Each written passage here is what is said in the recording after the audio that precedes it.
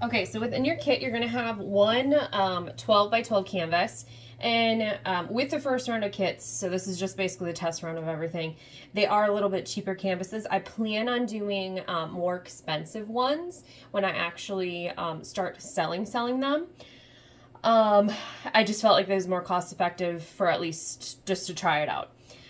So you'll have one 12 by 12 canvas, and in yeah, so whatever.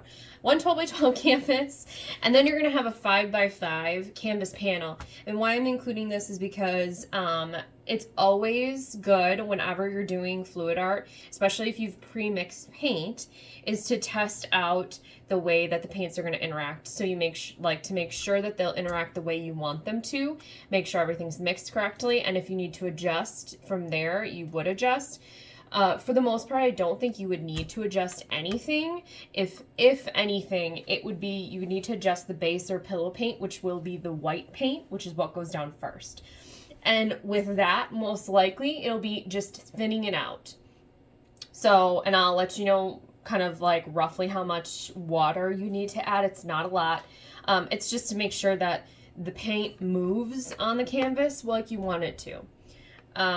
So that's what I'm going to do right now is I'm going to start testing these paints out to make sure that they move. And so with the first round of paint that I mixed up, I'm using the same paint. I had leftover paint in the bucket because I didn't have enough bottles to bottle everything. So, I'm going to go ahead and use that. So if that's off, I will need to adjust it, and then you'll know kind of that you would possibly need to adjust it. The only thing is each kind of technique does require different things. I have made it so all the paints work together for the 3 different techniques that I have, which generally is not really what that's done. Each different technique requires you to do different stuff, but I've just kind of tested so many different things that I've figured out kind of what works well together, and what kind of thickness the base paint needs to be versus the colors, and I've just kind of like put it all in the middle so at least it works any way I want, because I have a tendency when I'm painting to just kind of wing it and not know what style I'm going to do until I'm doing it. And so this is the most efficient way for me to do it. And I think it helps in the long run for you guys too. So we're going to start with the white paint, and I've mixed this one up already, and you can kind of hopefully see, hopefully I'm, putting that in the right spot. So you can kind of see that it's thicker, and it's supposed to kind of resemble honey when it's drizzling and leave like track marks there. So it's like that, but it's still more thinned down than if you actually were to have acrylic paint, obviously.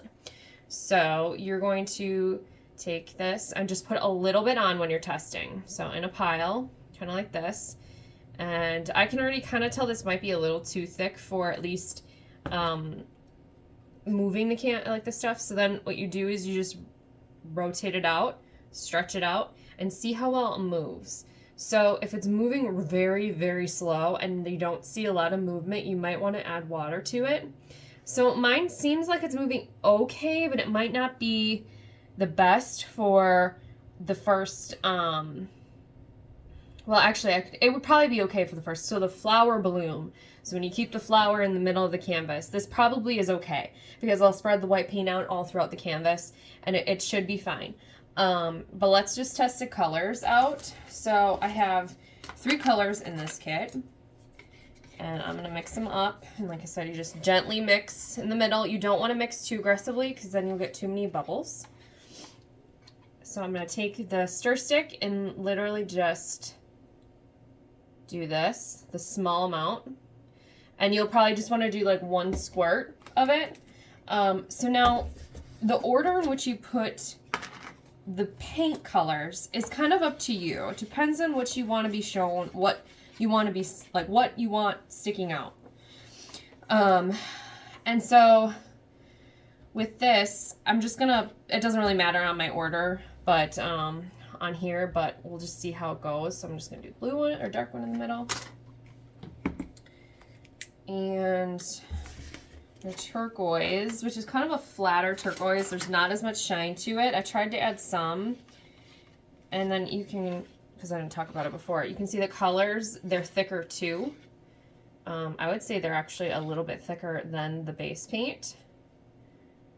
Okay, so then we're just gonna take that, drizzle that on top. So you have kind of like a little puddle going. And then I also have this gold, and this gold in the kits are optional to put on because some people I know don't like gold, but it does work very well. It's very, very liquidy. So some of this gold is going to be, is going to show up kind of as the cell activator in a way because of how thin it is. So it's going to react with the other paints in a good way. So you're going to drizzle the gold on top of this, like this. And then the last thing you're going to put in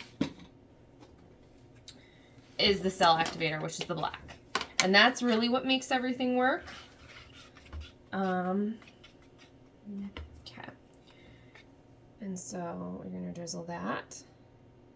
And then afterwards,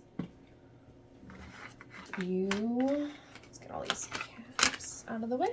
Make sure that this stuff isn't going to, one of my sweatshirt thing is dangling too much. Okay, so then what you're going to do is blow a little bit. So expand the black. You can kind of see.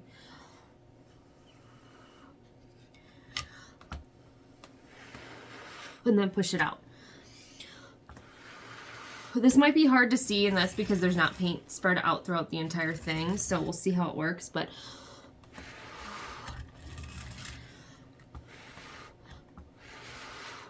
okay. So from there, you can see how it's reacting. They're creating cells, which are the circular, like the black is kind of expanding and letting the paint underneath show. And you can kind of see how it interacts. So this is what we want it to do. So I think most of the paint's mixed up. And like I said, the only thing you might want to think about is thinning out the white paint a little bit, maybe. There are other options too for it. But I'm just going to stick with that for now. I think that looks good. And it's going to take a little bit for some of that stuff to show up. So you're going to want to let it sit for a little bit. So I'll zoom in. I'm doing this all by myself. So there's all these circles kind of with the blue and black paint. Those are what the cells are. And that's the reaction that you want it to have. So that's what we're looking for.